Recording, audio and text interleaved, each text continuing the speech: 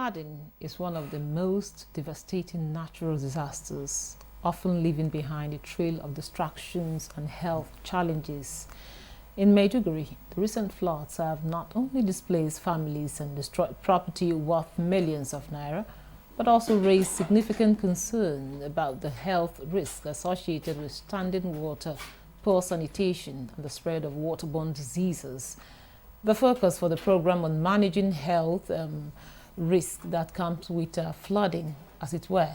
The affected communities are working to rebuild and see how to cope with health challenges.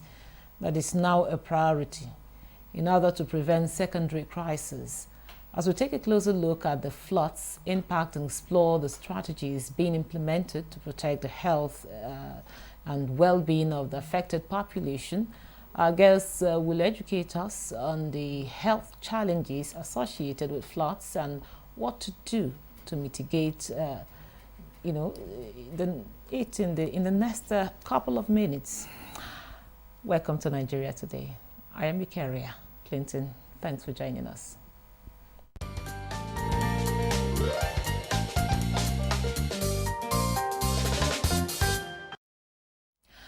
Joining us in the studio is Dr. Isaac Akuma Abuja. He's a public health specialist. You're welcome to Nigeria Today. Thank you very much. I'm pleased to be here.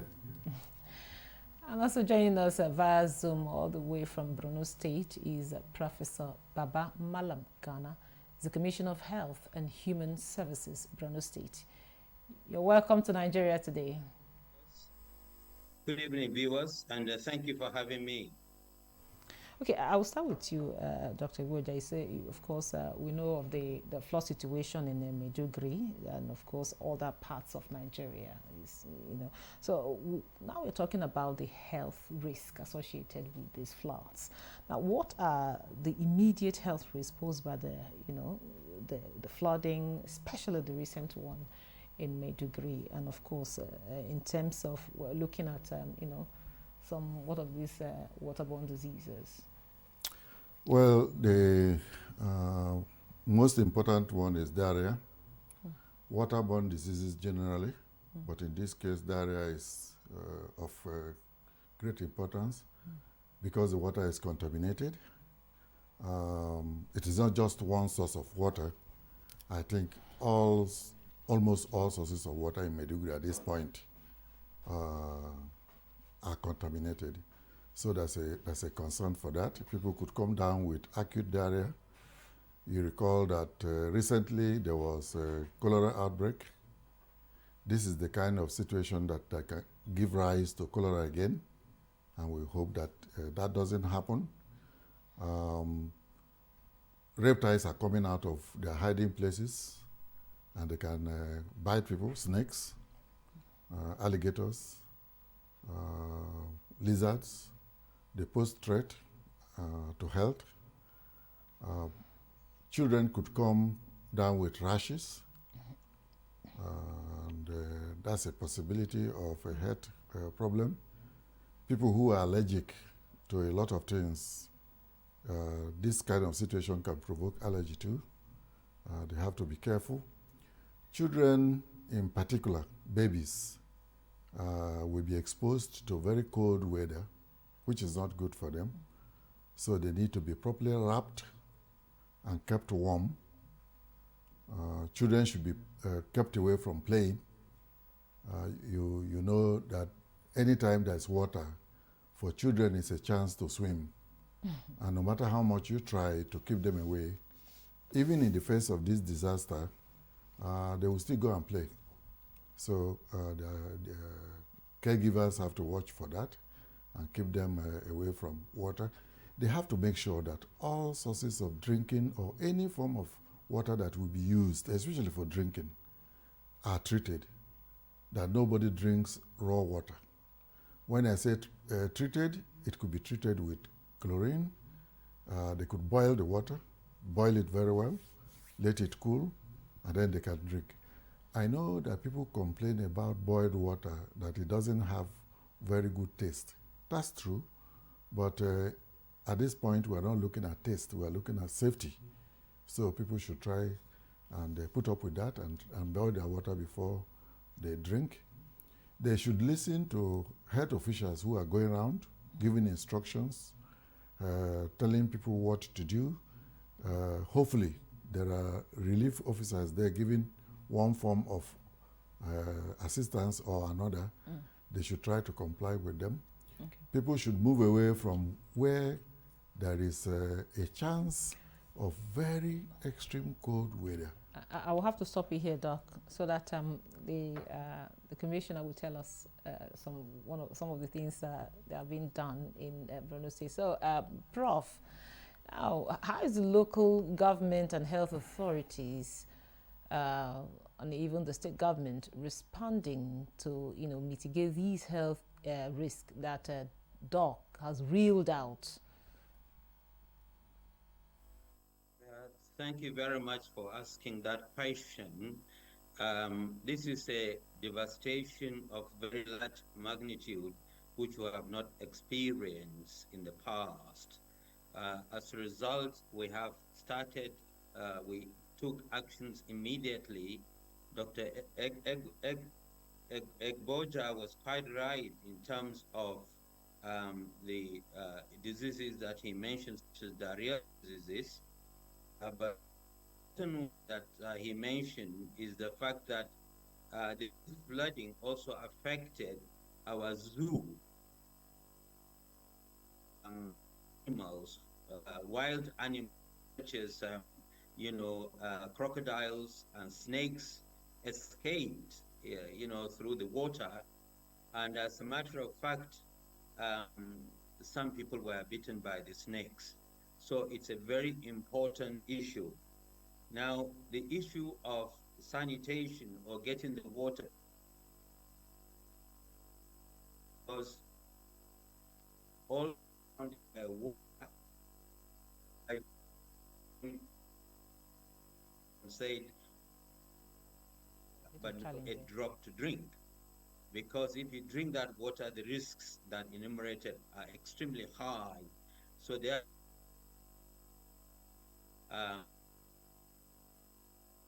to water, some parts city. We seem to have a little bit of challenge, network challenge there. So we'll come back to the commissioner when the network is a little bit better than what it is right now. Now, Doc, he mentioned something that's very important. The animals, talking about snakes, the crocodiles that were let loose from the zoo, and of course some were beaten by the snakes. So even when you were reeling out the diseases, you didn't really think of this this aspect. So how can we handle this particular issue? Yeah, I mentioned that reptiles will be outside everywhere, and the risk of being beaten by them is very high. The way to handle it is to be careful. There is no way you would know where a snake is inside water. How careful can you be in this case? Well, when everywhere is flooded. As careful as you can. To tell you the truth, the situation in Maiduguri is really pathetic because people are helpless. The water level is high, and it is not only in one part of town, in which case you would say, let the people in the affected side or part move hurriedly to the other side. It's more or less the whole town, and the level of the water is so high that children are almost submerged. Adults are up to knee or waist level, and it is not easy. Even when I talked about boiling water, it is almost theoretical. Where are you going to find firewood? Where are you going to find gas to cook? A lot of kitchens are flooded. A lot of houses are flooded. Maybe the best remedy at this point might be to use chlorine in treating their water and to filter any water that is for drinking so that they minimize the damage that could be caused. Now, he mentioned, and I would want to reiterate it, that toilets, pipes, sanitation sources have all been contaminated. So there is no physical safety, health-wise, if you want to put it that way, there's a possibility of one problem or another. I mentioned allergy, for example. People are going to come up with all kinds of rashes because of the type of water that is rubbing on their bodies, especially children. Okay, I will have to stop here so that Prof will come back and finish up, what he was saying. And also, along with that, you tell us how, flooding has impacted access to clean water and sanitation facilities, because Doc mentioned that, water, clean water, boiling water, but of course he said it's not possible at this point. We're talking about using chlorine. And what measures are in place to address these issues? Thank you very much. We have swung into action as soon as this happened, as we envisage this will come it's really had. So we have created 18 internally displaced persons camps, and in these camps where we now relocate people to these camps where they can stay in roofed accommodations, and we've arranged feeding in these 18 camps. Some of the camps have got about 40 to 50,000 people, and some have got only about 10,000. And we have also dug latrines where we feel that those existing ones are inadequate, so that we could be able to handle them. Occasionally, we face the problem of open defecation, as a result of which we have teams that go around where they dig and then bury such defecations and fumigate the places in order to prevent outbreak of diseases, which my colleague has already alluded to, such as diarrheal diseases and cholera. So, and we also make sure that the food that is given to them, to the people in the IDP camps, are well prepared by staff who are conversant with hygiene and are using safe water in order to do the cooking of all the foods available. So these are some of the measures we have taken, and we've also set up health facilities within each camp. And these camps does have qualified people who will attend to the people in the IDP camps. Occasionally, certain things crop up. For example, yesterday, we had 5 deliveries. 5 women gave birth in one of the camps. So these are things that, you have to prepare on the hop instead of well in advance. But having said that, now we are arranging antenatal clinics. In one particular clinic where the number is high, we have 2 antenatal clinics, which is running concurrently. And therefore, we can be able to deal with problems as such. And let's not forget that this floods leads to post-operative stress disorder. In fact, you can see the faces of some of these people who have been grossly traumatized by this unexpected event. And therefore, we have gathered a mental health team which will now attend to such problems, so that people can be treated at the very beginning in terms of mental issues. So it's a beehive of activities going on in our camps, and we go around these camps on daily basis. So there are specific people assigned and given specific camps to be in charge of the camps, and they report back. We have I've moved my office to the Public Health EOC, or Emergency Operations Center, where we work together or in conjunction with our partners such as WHO. As a matter of fact, the rep for Nigeria has visited Maiduguri already, and we have been working together to ensure that the lives are saved, and whatever equipment or medications we needed made available. One big problem we have had is that the place where we store our vaccines with a cold chain was totally and completely submerged in such a way that, it came up to the neck, and therefore, these vaccines are no longer safe. So we have already spoken to our next door neighbor, Yobe State, where they will be helping us with vaccines.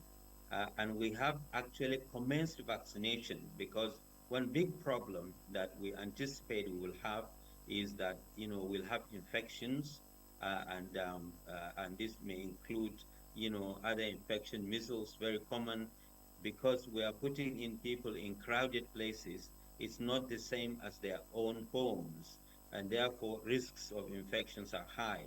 And and therefore we have started, we have commenced vaccinating children, especially under 5. So all this is going on at the same time, and we have not mentioned one of the biggest risks of flooding, which is drowning. People do drown and die, and we have actually had to use the fire brigade services to rescue some of the victims of the flood, because the water came suddenly, and as my colleague rightly mentioned, it was, up to the neck, adults' neck, and therefore they cannot, some of them cannot swim, and even if they do, the force of the water unbelievably was very torrential and very high, and therefore, they got stuck to the trees, or on top of the roof, and waited for rescue services. So now the state has acquired even canoes, motorized ones, so that, we can be going from one place to another, because if you like, the state has been segmented, the capital has been segmented into different parts, and we have problems because our hospitals. Thank you very much, Prof. We'll come back to you.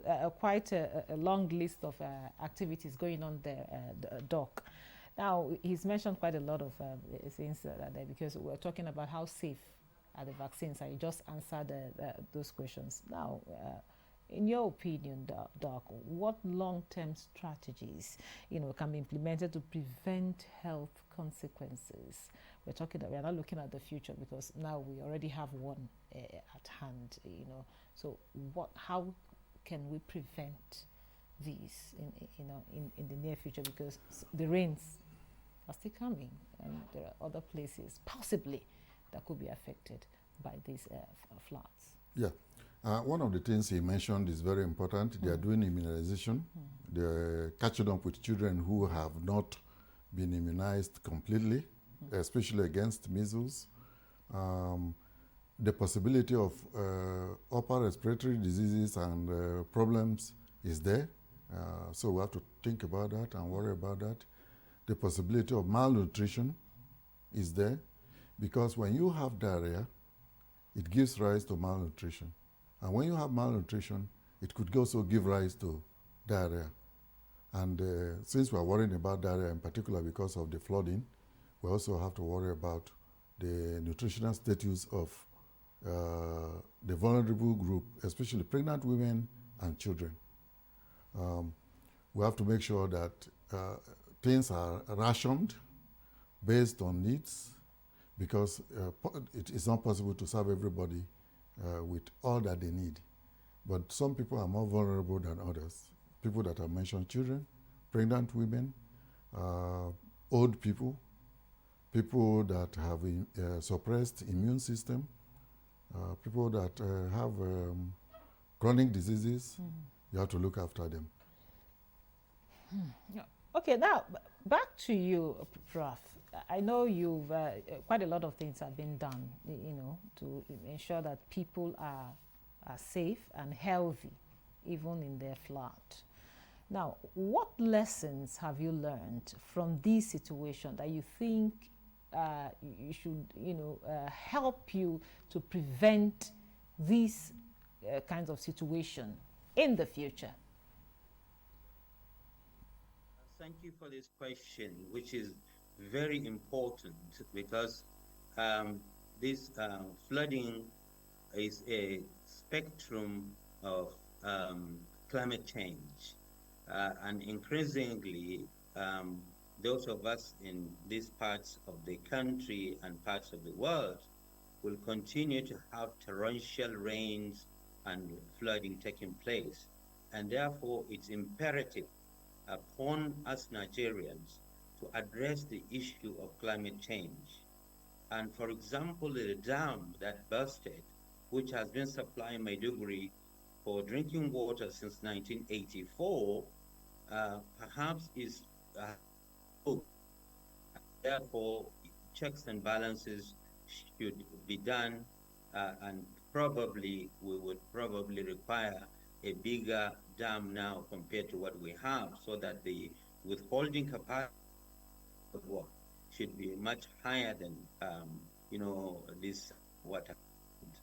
So therefore, we should make use of, think outside the box and work on and follow the meteorological services in terms of floods, and therefore prepare ourselves like our dams, and also ensure pathways of water are respected, because some people have built houses along pathways of the river, thinking that the water may never come. But this is not the case for us. Now we have seen this the most devastating floods in the life history of Maiduguri. And therefore, we want to work with all the relevant agencies, both local and federal, to see that this dam does not break down in the future and cause such devastation. One big example I need to highlight to your viewers is that the University of Maiduguri Teaching Hospital, which is now the largest teaching hospital in Nigeria, was completely submerged. In fact, the cancer center, which houses radiotherapy equipment, was completely submerged, completely. And these are millions of dollars worth of equipment. And the polio laboratory, which is used by WHO for samples, not only Borno State, but neighboring states and even neighboring countries, was also completely submerged. So these are really big lessons for us to learn, and we should properly, plan and adhere to the ways and means of preventing such floods from coming. And if it does come, then we are prepared. This water should have a defined channel that it can go away without coming into towns, because Maiduguri was submerged. At least 60 to 70% of Maiduguri is submerged. And the hospitals became, you cannot travel from one hospital to another. So it's a real problem, which, is. Thank you very much, Prof. We really sympathize with the people and the government of Borno State. Quite a big devastation. You agree with me, Dr. Abuja. I want to have your closing thought on these health issues as it relates to floods. Well, I would want to conclude by extending my condolences to our brothers and sisters in Borno State. We're with them in prayer. And if there's anything that one could do, we will be very happy to do for them. From what Prof has said, I think they are on the right track. They are doing well. They should continue what they are doing and look out for as many cases as they find of diarrhea in particular, respiratory infections or diseases, and make sure that they document every health problem that they come across.